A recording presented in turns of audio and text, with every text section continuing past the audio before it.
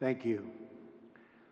I would like to thank King Solomon for his extraordinary words and the magnificent kingdom of Saudi Arabia for hosting today's summit. I am honored to be received by such gracious hosts. I have always heard about the splendor of your country and the kindness of your citizens, but words do not do justice to the grandeur of this remarkable place and the incredible hospitality you have shown us from the moment we arrived. You also hosted me in the treasured home of King Abdul Aziz, the founder of the kingdom, who united your great people. Working alongside of another beloved leader, American President Franklin Roosevelt, King Abdul Aziz began the enduring partnership between our two countries. King Solomon, your father would be very, very proud to see that you are continuing his legacy. And just as he opened the first chapter of our partnership, today we begin a new chapter that will bring lasting benefits to all of our citizens. Let me now also extend my deep and heartfelt gratitude to each and every one of the distinguished heads of state who made this journey here today. You greatly honor us with your presence, and I send the warmest regards from my country to yours. Thank you. I know that our time together will bring many blessings to both your people and to mine. I stand before you as a representative of the American people to deliver a message of friendship and hope and love. That is why I chose to make my first foreign visit a trip to the heart of the Muslim world, to the nation that serves as custodian of the two holiest sites in the Islamic faith. In my inaugural address to the American people, I pledge to strengthen America's oldest friendships and to build new partnerships in pursuit of peace. I also promise that America will not seek to impose our way of life on others, but to outstretch our hands in the spirit of cooperation and trust. Our vision is one of peace, security, and prosperity in this region and all throughout the world. Our goal is a coalition of nations who share the aim of stamping out extremism and providing our children a hopeful future that does honor to God. And so this historic and unprecedented gathering of leaders, unique in the history of nations, is a symbol to the world of our shared resolve in our military that will protect the safety of our people and enhance the security of our wonderful friends and allies, many of whom are here today. Bonds of friendship, security, culture, and commerce. For Americans, this is a very exciting time. A new spirit of optimism is sweeping our country. In just a few months, we have created almost 1 million new jobs, added over $3 trillion in new value, lifted the burdens on American industry, and made record investments in our military that will protect the safety of our people and enhance the security of our wonderful friends and allies, many of whom are here today. Now, There is even more blessed news that I am pleased to share with you. My meetings with King Solomon, the Crown Prince, and the Deputy Crown Prince have been filled with great warmth, goodwill, and tremendous cooperation. Yesterday, we signed historic agreements with the Kingdom that will invest almost $400 billion in our two countries and create many hundreds of thousands of jobs in America and Saudi Arabia. This landmark agreement includes the announcement of a $110 billion Saudi-funded defense purchase, and we will be sure to help our Saudi friends to get a good deal from our great American defense companies, the greatest anywhere in the world. This agreement will help the Saudi military to take a far greater role in security and operations having to do with security. We have also started discussions with many of the countries present today on strengthening partnerships and forming new ones to advance security and stability across the Middle East and far beyond. Later today, we will make history again with the opening of the new Global Center for Combating Extremist Ideology, located right here in this central part of the Islamic world. This groundbreaking new center represents a clear declaration that Muslim-majority countries must take the lead in combating radicalization, and I want to express our gratitude to King Solomon for his strong demonstration and his absolutely incredible and powerful leadership.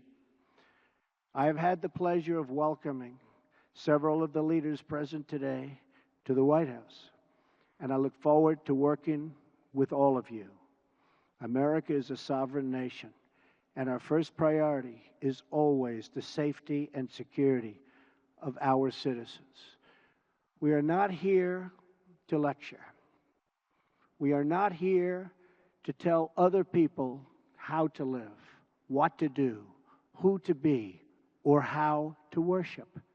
Instead, we are here to offer partnership based on shared interests and values to pursue a better future السعي إلى مستقبل أفضل لكلنا.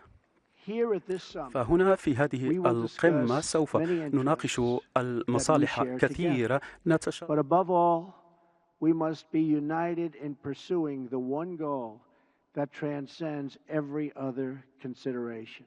That goal is to meet history's great test, to conquer extremism and vanquish the forces that terrorism brings with it every single time.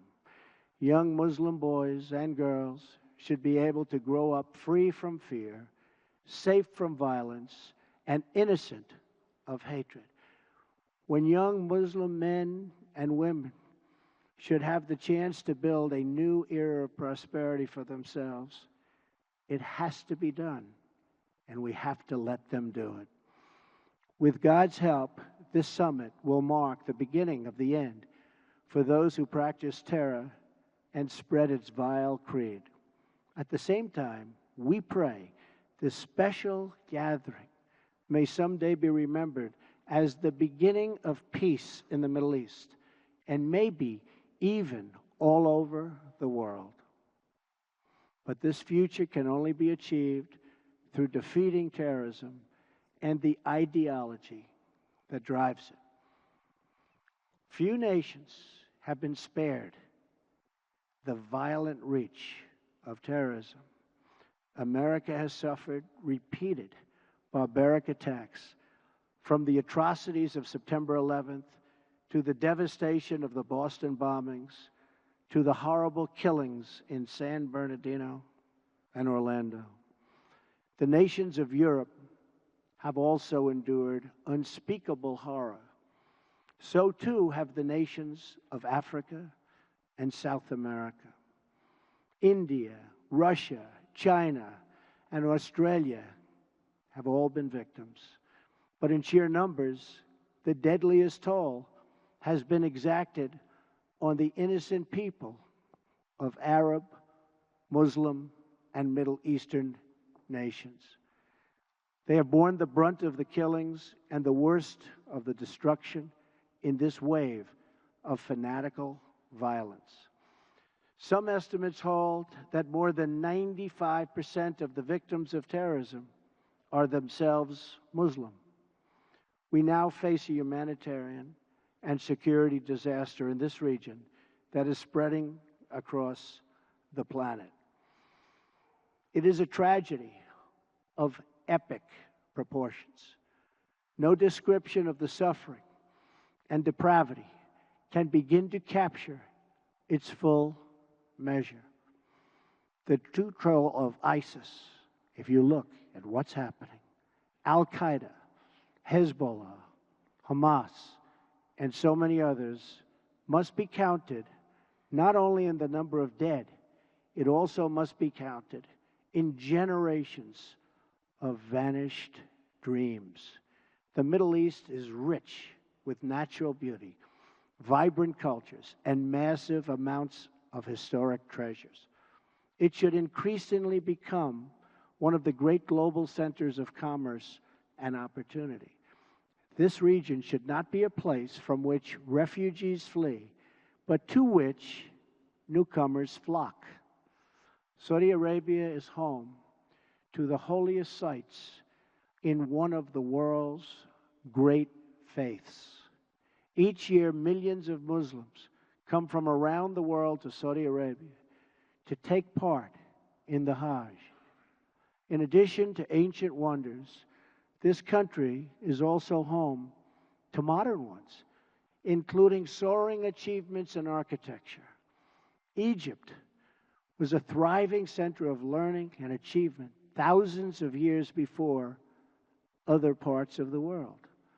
The wonders of Giza, Luxor, and Alexandria are proud monuments to that ancient heritage.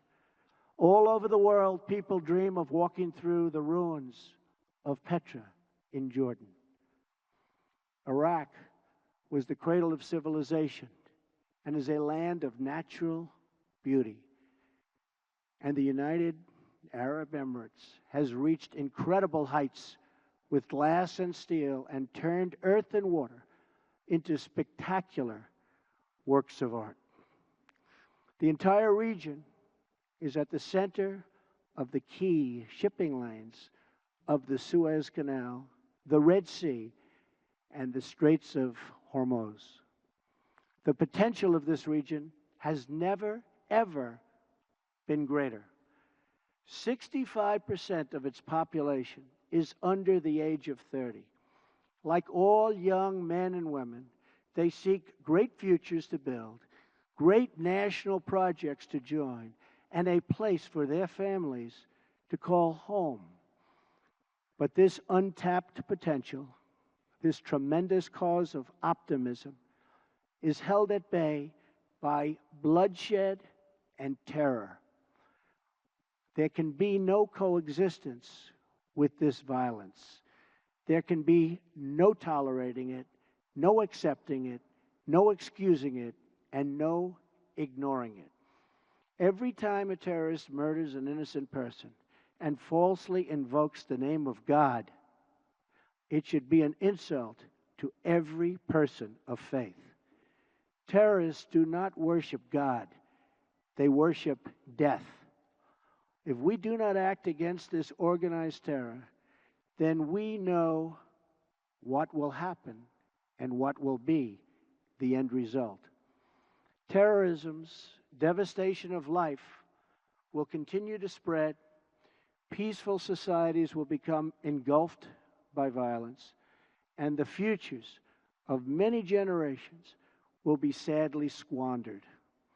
If we do not stand in uniform condemnation of this killing, then not only will we be judged by our people, not only will we be judged by history, but we will be judged by God. This is not a battle between different faiths. different sects, or different civilizations. This is a battle between barbaric criminals who seek to obliterate human life and decent people, all in the name of religion. People that want to protect life and want to protect their religion. This is a battle between good and evil. When we see the scenes of destruction in the wake of terror, we see no signs that those murdered were Jewish or Christian, Shia or Sunni. When we look upon the strains of innocent blood soaked into the ancient ground, we cannot see the faith or sect or tribe of the victims. We see only that they were children of God whose deaths are an insult to all that is holy. But we can only overcome this evil if the forces of good are united and strong, and if everyone in this room does their fair share and fulfills their part of the burden. Terrorism has spread all across the world, but the path to peace begins right here on this ancient soil in this sacred land. America is prepared to stand with you in pursuit of shared interests and common security. But the nations of the Middle East cannot wait for American power to crush this enemy for them. The nations of the Middle East will have to decide what kind of future they want for themselves, for their country, and frankly, for their families and for their children. It's a choice between two futures, and it is a choice America cannot make for you. A better future is only possible if your nations drive out the terrorists and drive out the extremists. Drive them out. Drive them out of your places of worship. Drive them out of your communities. Drive them out of your holy land. And drive them out of this earth. For our part, America is committed to adjusting our strategies to meet evolving threats and new facts. We will discard those strategies that have not worked and will apply new approaches informed by experience, talent, and judgment. We are adopting a principled realism rooted in common values, shared interests, and common sense. Our friends will never question our support, and our enemies will never doubt our determination. Our partnerships will advance security through stability, not through radical disruption. We will make decisions based on real-world outcomes, not inflexible ideology. We will be guided by the lessons of experience, not the confines of rigid thinking. And wherever possible, we will seek gradual reforms, not sudden intervention. We must seek partners, not perfection, and to make allies of all who share our goals. Above all, America seeks peace, not war. Muslim nations must be willing to take on the burden if we are going to defeat terrorism and send its wicked ideology into oblivion. The first task in this joint effort is for your nations to deny all territory to the foot soldiers of evil. Every country in the region has an absolute duty to ensure that terrorists find no sanctuary on their soil. Many are already making significant contributions to regional security. Jordanian pilots are crucial partners against ISIS in Syria and Iraq. Saudi Arabia and a regional coalition have taken strong action against Houthi militants in Yemen.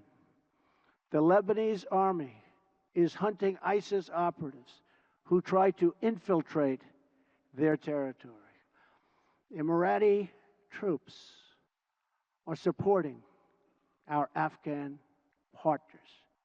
and supporting them strongly. In Mosul, American troops are supporting Kurds, Sunnis, and Shias fighting together for their homeland. Qatar, which hosts the U.S. Central Command, is a crucial strategic partner. Our long-standing partnership with Kuwait and Bahrain continue to enhance security in the region. Our courageous Afghan soldiers are making tremendous sacrifices in the fight against the Taliban and others in the fight for their country.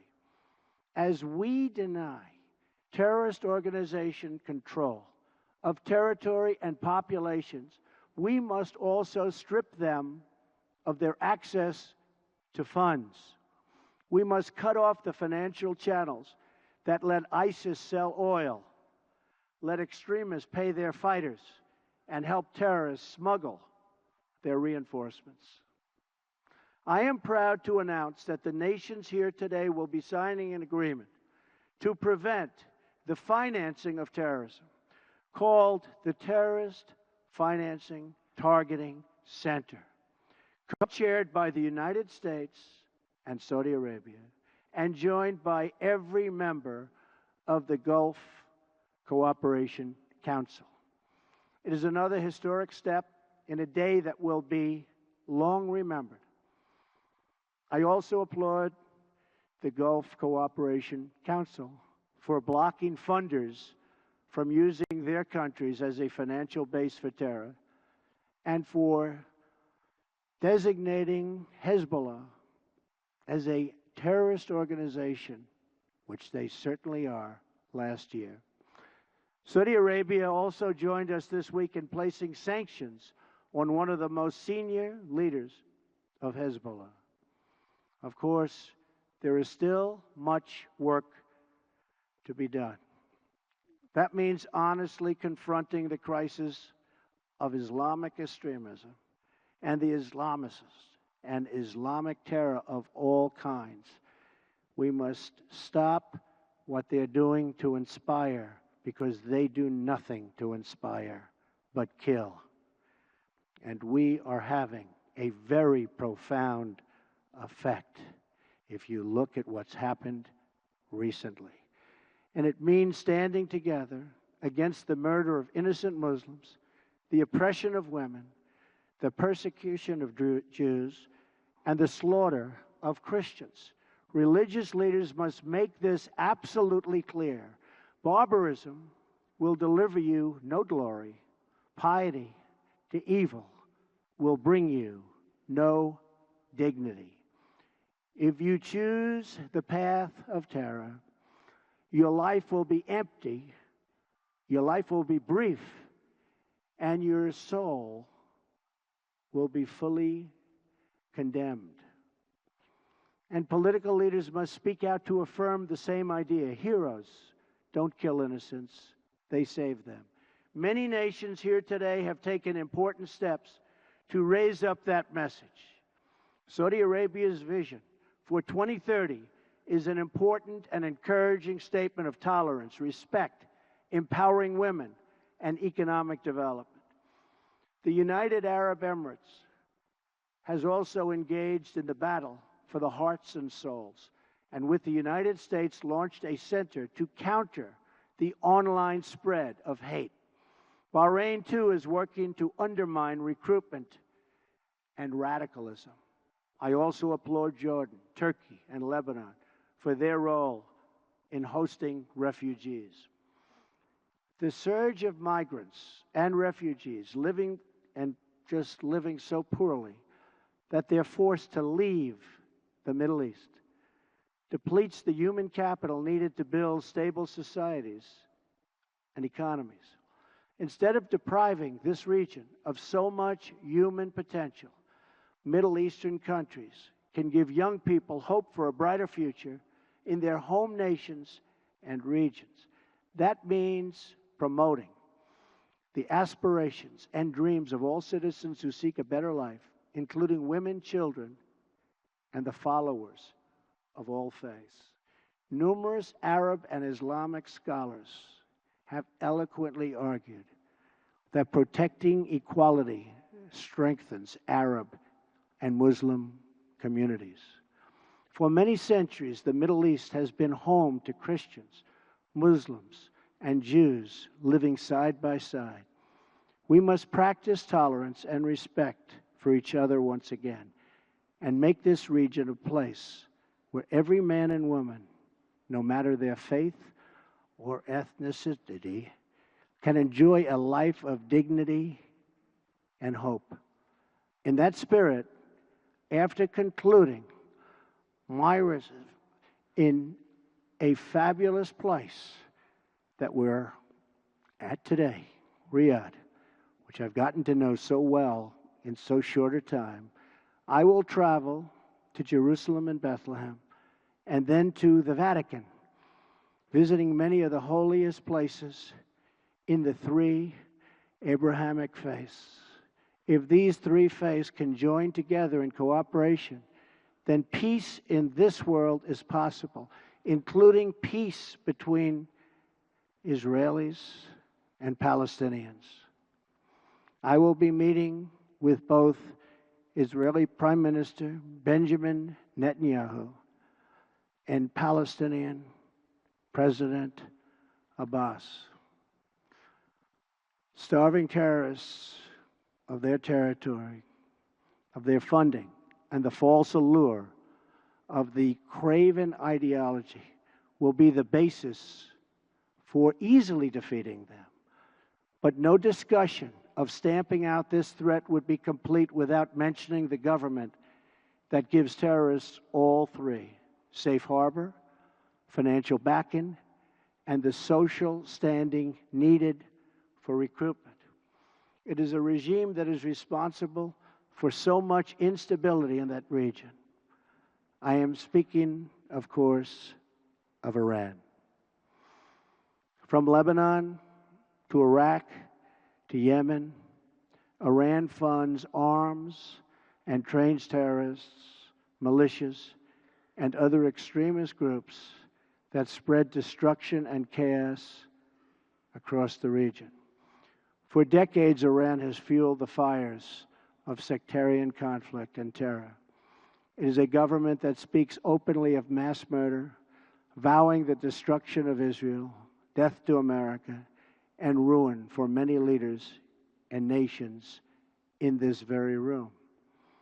Among Iran's most tragic and destabilizing interventions, you've seen it in Syria.